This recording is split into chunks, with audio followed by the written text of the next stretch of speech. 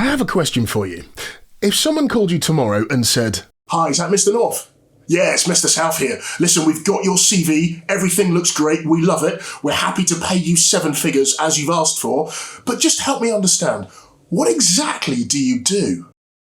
what would you say? I expect if you've been in a single role or a company for a long time, and I'm talking maybe 20 or 30 years at a corporate post, say, I reckon you would go completely blank, just like I and maybe most other people would have done. And not because people like this have nothing to offer, but because they've spent so long defining themselves by a job title that they may have forgotten who they actually are beneath it. So, in this episode, I hope to provide some steps that will help fix that. As usual, grab a cup of something good, and let's get started.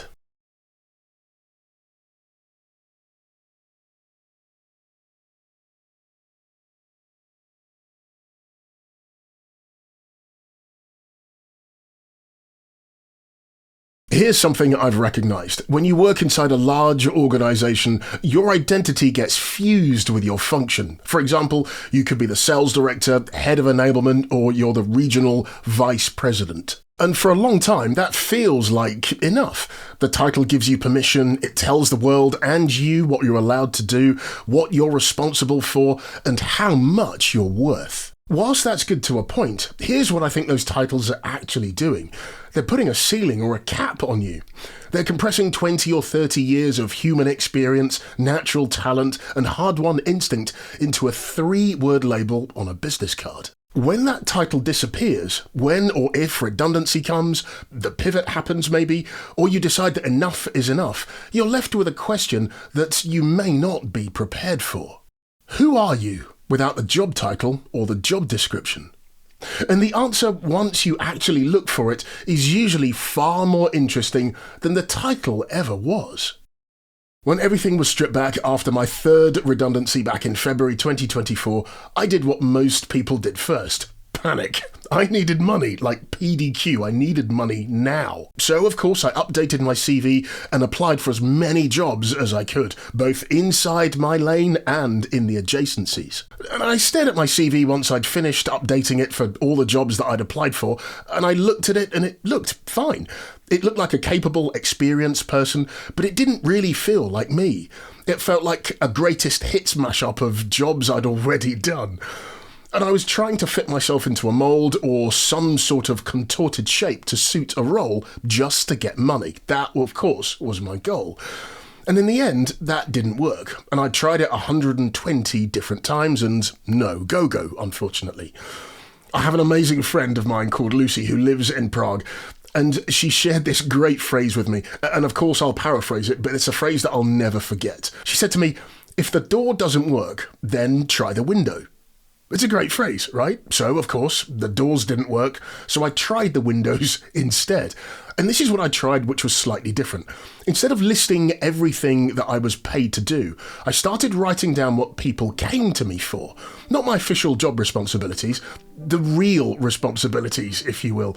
The stuff that happened in the margins of my work. People came to me to help them tell better stories, to explain complex technology in a way that actually landed with people, to build something from scratch where there was no template, to walk into a room of people and get them moving in the same direction, to leverage my voice for videos, as I do have a great face for radio, so I'm told, or to present at conferences or in front of customers. None of that was in my job description, but all of it was in my DNA. And when I saw all of that written down, not as job titles, but as actual human capabilities, I realised something really important. The company I'd worked for didn't own any of that. They rented access to it for a monthly subscription called a salary. And now that was mine again, all mine, to take wherever and whenever I wanted to take it. I thought of these things as core skills, and with those core skills, I thought about adjacencies to those skills. With voiceover work, I could add video, hence YouTube videos. With presenting on stage, I added developing and teaching my own presentation skills course. Now, with all of that in mind, here's the framework that I wanted to share with you this week. When you're trying to figure out what you're actually good at, you need to think in 3 layers, not just one. Most people may only look at layer 1. and that's maybe why they potentially undersell themselves. First is layer 1, your hard skills, the technical, learnable, certified stuff. Software platforms, sales methodologies, project management, data analysis, video production. The list is long and I'm sure it's very distinguished. These are the skills that show up on CVs and resumes and are really easy to verify. Most people start and stop there. I would say don't. The second layer are transferable skills. These are the skills that work in any context, any industry, in any room, across any part of the world. Things like communication, leadership, problem solving, the ability to simplify something that's really complex. These are the invisible skills on a CV or resume, but these are the reasons why people actually hired you, or paid attention to you, or followed you. Third is layer 3, which is wisdom equity.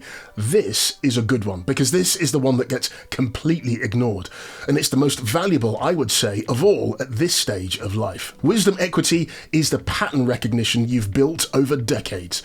You know what a bad deal looks like and smells like even before anybody else does. You know when a team is about to implode. You know which shortcuts actually work and the ones which blow up 6 months later. Nobody can teach that. That takes years to earn through experience and knocks and bruises and things like that. And you've already earned those. That third layer, that wisdom equity, on average most people over 50 completely underestimate it. They think experience is a liability, that companies want fresh talent, new energy, digital intuitives, or that it's expensive. Now, some do, don't get me wrong, but the ones that are worth working with, they're desperate for someone who's been around the block or been in the room where it happened. Those who can see around corners and that won't panic when stress hits. That's you. That's what you've built. Don't give that away cheaply. Right, let's get practical, because the point here isn't just to feel good about what you know. It's to turn that into something that's tangible. Here's the exercise that I want you to do this week. I call it the skill stack, and it takes roughly about an hour, an honest hour if done properly. Now you may want to break this down into different stages, maybe 15-minute blocks at a time, or maybe also come back to it later on. Give yourself time just to process what you've put down. Do a bit and then come back to it later. I've broken this down into 4 steps, so grab your weapons of mass creation. Mine happen to be paper and pencil, and I want you to write this down. Step 1, the people come to me for list. Forget your job description, write down the things people actually sought you out for. What did colleagues ask for your advice on? What problems landed on your desk that weren't officially yours? What did your boss rely on you for beyond your remit? Write all of these things down, and nothing is too small. Step 2, the I could do this tomorrow test. Go through your list and mark or highlight anything that you could genuinely offer as a service, consultancy, or content tomorrow with no extra training. You'd be surprised how long this list may get. These are your immediate assets. Step 3, the market reality check. For your top 5 skills, ask, who would pay for this? And what would they pay? Search Upwork, LinkedIn, Google, what people are charging for similar expertise. This grounds your skill stack in commercial reality, not just self-worth. And finally, step 4, pick your anchor skill. Just one skill, not 2, just one. The one at the intersection of what are you genuinely good at, what do you enjoy doing, and what will someone actually pay you for? This becomes your anchor, the thing that you lead with when someone asks, what do you do? Everything else is context. The thing about this exercise that catches most people off guard is it's not about work. It's not just about income.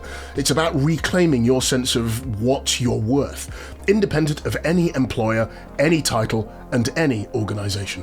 I did this exercise sat at my dining room table about 3 weeks after my redundancy, and somewhere around step 2, when the list of things I could offer kept getting longer and longer, I stopped feeling like someone who'd been let go, and started feeling like someone who'd been let loose.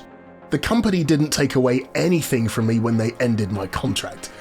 They just stopped being a container for it. I'd encourage you to do the exercise and discover your anchor skill, and come back for episode 3, because that's where we're going to talk about the thing that still stops most people from moving forwards. Fear. And that's it for this episode. If you found it valuable, do share it with someone who's sitting on more than they realise. You probably know somebody right now who needs to do this exercise. Perhaps maybe suggest that you could do this together for moral support. The premise of episode 3 is not fear of change, more the fear of changing careers in your 50s. It's an episode that I've really been looking forward to creating since the beginning of this series, because fear at this age in this chapter works completely differently to how most people think. Be sure to subscribe so you don't miss out. This is the 51st chapter, and I think you're far more valuable than your last job title ever let on. Thank you so much for watching, and I'll see you in the next episode.